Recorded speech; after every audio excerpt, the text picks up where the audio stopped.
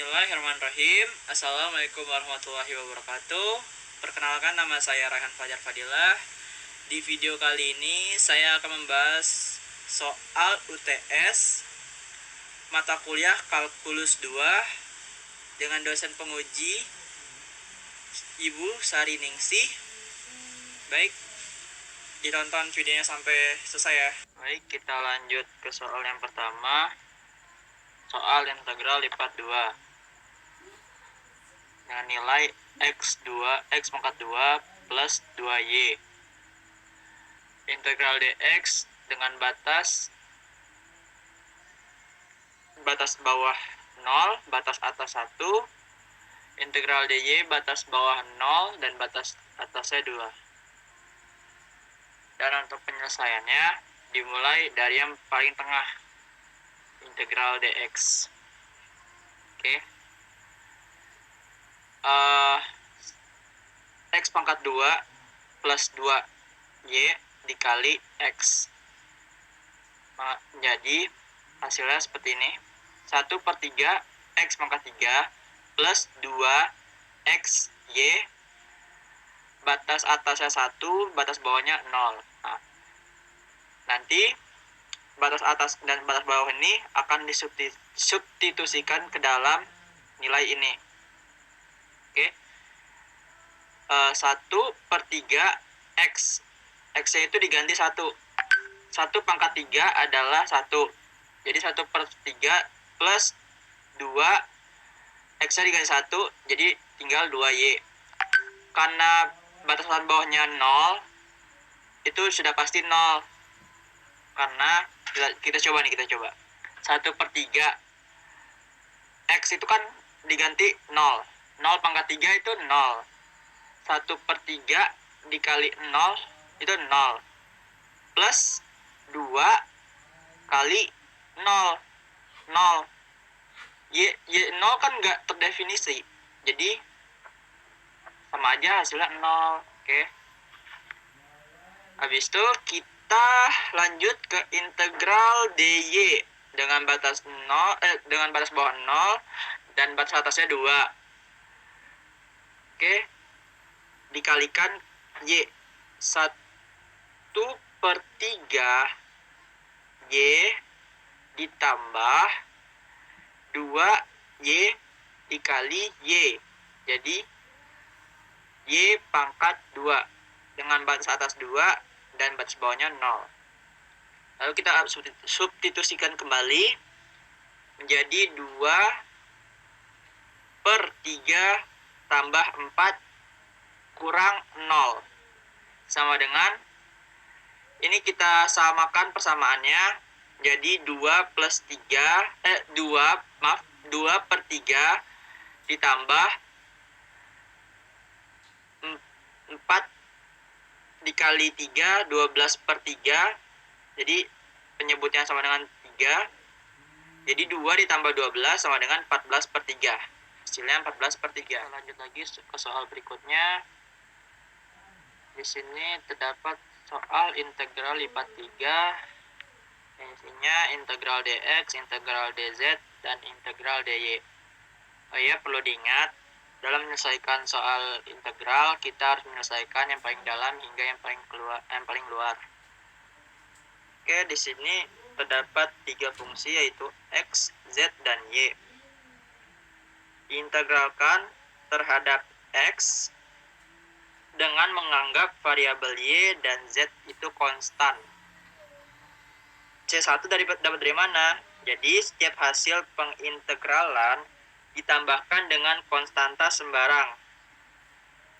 Nih, C1 itu konstanta sembarang. Oke, lanjut. Hasil dari ini kemudian diintegralkan terhadap z dengan menganggap variabel x dan y adalah konstan. Oke. Z plus C2 dari konstanta sembarang tadi. Kita lanjut lagi. Hasil pada 2 langkah di atas ini kemudian diintegralkan terhadap y dengan menganggap variabel x dan z itu konstan. Jadi X plus 1, X plus C1 ZY plus YC2 plus C3. YC2 itu adalah perkalian dari Y. Dari Y plus C3. Oke. Lanjut. Kemudian hasilnya dijumlah X plus C1 dikalikan dengan ZY XYZ plus ZYC1 plus YC2 plus C3. Oke, kita lanjut lagi ke soal berikutnya. Di sini ada soal mencari luas dan daerah integral. Perhatikanlah gambar berikut ini. Oke, pertanyaannya adalah luas daerah yang diarsir adalah daerah yang diarsir terbatas pada selang titik potong kedua kurva. Untuk itu kita akan mencari koordinat titik potongnya dulu dengan cara menyamakan kedua fungsinya. Oke, kita lanjut. Y sama dengan Y, X pangkat 2 sama dengan 2 min X dipindah ruaskan menjadi X pangkat 2 plus X min 2 sama dengan 0. Difaktorkan menjadi X plus 2, X min 1 diperoleh X sama dengan min 2, X sama dengan 1. Untuk X sama dengan min 2 diperoleh Y sama dengan 4. Untuk X sama dengan 1 diperoleh Y sama dengan 1. Jadi koordinat titik potongnya adalah min 2,4 dan 1,1. Karena variabel integralnya menggunakan X, maka kita beri batas atas dan batas bawah integral berdasarkan asis titik potong, yaitu X min 2 sebagai batas bawah dan X sama dengan 1 sebagai batas atas. Perhatikan bahwa kurva Y sama dengan min 2, Y sama dengan 2 min X selalu berada di atas kurva Y sama dengan X pangkat 2 pada interval min 2 lebih kecil X lebih kecil 1, sehingga luas daerah yang diarsir dinyatakan oleh luas integral batas atas 1 dan batas bawah min 2 Y atas dikurang Y bawah dx. Oke, kita masukkan Y atas itu 2 min X dikurang Y bawah itu X pangkat 2 dikalikan menjadi min X pangkat 2 min X plus 2. Lalu kita substitusikan integral 1, kita substitusikan integral ke dalamnya. Menjadi min 1/3 X pangkat 3 dikurang 1/2 X pangkat 2 plus 2X dengan batas atas 1 dan batas bawahnya min 2. Oke, kemudian kita substitusikan batas atas 1 menjadi min 1/3 dikali 1 pangkat 3 min 1/2 dikali 1 pangkat 2 tambah 2 dikali 1 dikurang batas bawahnya min 2. Min 1/3 dikali min 2 pangkat 3 min 1/2 dikali min 2 pangkat 2 plus 2 dikali min 2. Sehingga hasilnya min 1/3 kurang 1/2 plus 2 dikurang 8/3 plus min 2 8/3 dikurang 2 dikurang 4. 7/6 dikurang min 10/3 sama dengan disamakan penyebutnya 27/6 sama dengan diperkecil menjadi 9/2. Oke, hasilnya dari luas daerah yang diarsir ini hasilnya 9/2. Oke, kita lanjut lagi soal berikutnya. Di sini ada soal mencari volume. Soalnya sebuah kotak terbuat dari karton berbentuk kubus memiliki panjang rusuk 5 cm. Tentukanlah volume kotak tersebut. Penyelesaiannya, rumus volume itu adalah S pangkat 3. Jadi, volume sama dengan, berapa tadi panjang rusuknya? 5. 5 dikali 5 dikali 5, jadi hasilnya 125 cm kubik. Jadi, volume kotak tersebut adalah 125 cm kubik. Oke, kita lanjut lagi ke soal berikutnya. Di sini terdapat soal deret yang soalnya berisi tentang 11 buah bilangan membentuk deret aritmatika yang mempunyai jumlah 187 jika pada setiap dua suku yang berurutan pada deret tersebut disisipkan rata-rata dua suku yang berurutan, jumlah deret yang baru adalah A 289, B 323, C 357, D 399, dan E 418. Oke, di sini kita misalkan deret aritmatikanya seperti ini.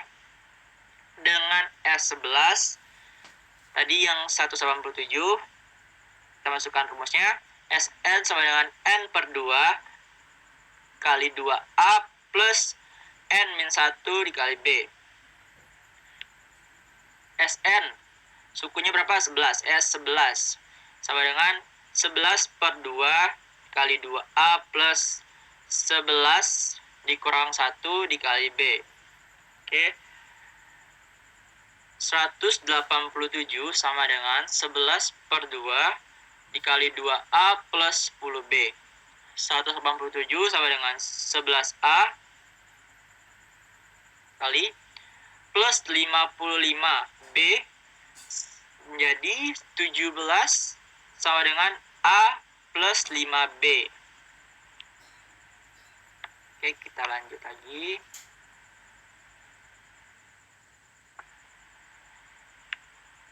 Di antara dua suku disisipkan rata-rata kedua suku sehingga deret yang baru adalah seperti ini. Banyak suku yang disisipkan adalah 10 suku. Jadi deret yang disisipkan adalah setengah 2A dikali 2A plus B ditambah setengah 2A plus 3B plus setengah dikali 2A plus 5B hingga sampai setengah 2 dikali 2A plus 19B. Sehingga didapatkanlah hasil setengah dikali 2A 20A tambah 100B setengah dikali 20 keluarkan dikali A plus 5B 10 dikali 17 sama dengan 170. Jadi jumlah deret yang baru adalah 170 ditambah 187 sama dengan hasilnya 357.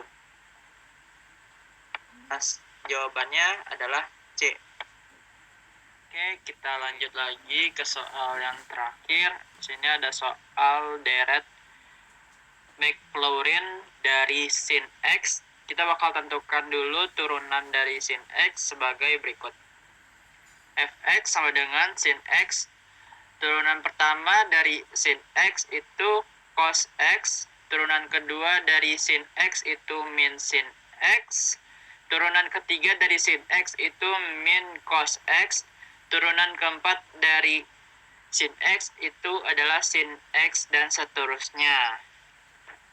Deret Maclaurin sin X adalah sin X sama dengan sin 0 tambah cos 0 per 1 faktorial plus min sin 0 per 2 faktorial X pangkat 2 plus min cos 0 per 3 faktorial X pangkat 3 plus sin 0 per 4 faktorial X pangkat 4 dan seterusnya. Sama dengan sin 0 itu 0 dan tambah cos 0 itu 1. Jadi di sini X min sin 0 itu 0 min 0 plus min cos 0 itu 1, jadi 1 dikali X pangkat 3 jadinya X pangkat 3 per 3 faktorial ditambah sin 0 itu 0 jadi 0 plus dan seterusnya. Hasilnya X min X pangkat 3 per 3 faktorial dan seterusnya. Baik, kita lanjut lagi ke deret Maclaurin cos X. Dengan cara yang sama kita peroleh deret Maclaurin dari cos X itu sebagai berikut. Cos X sama dengan cos 0 ditambah min sin 0 per 1 faktorial X plus min cos 0 per 2 faktorial X pangkat 2 ditambah sin 0 per 3 faktorial X pangkat 3 ditambah cos 0 per 4 faktorial X pangkat 4 dan seterusnya. Cos 0 itu 1 ditambah min sin 0 itu 0 ditambah min cos 0 itu 1 min 1 X pangkat 2 per 2 faktorial ditambah sin 0 itu 0 ditambah cos 0 itu 1 jadi X pangkat 4 per 4 faktorial ditambah dan seterusnya. Jadi hasilnya 1 dikurang X pangkat 2 per 2 faktorial ditambah X pangkat 4 per 4 faktorial dan seterusnya. Terima kasih telah mendengarkan atau menonton video ini sampai akhir. Wabillahi taufik wal hidayah. Wassalamualaikum warahmatullahi wabarakatuh.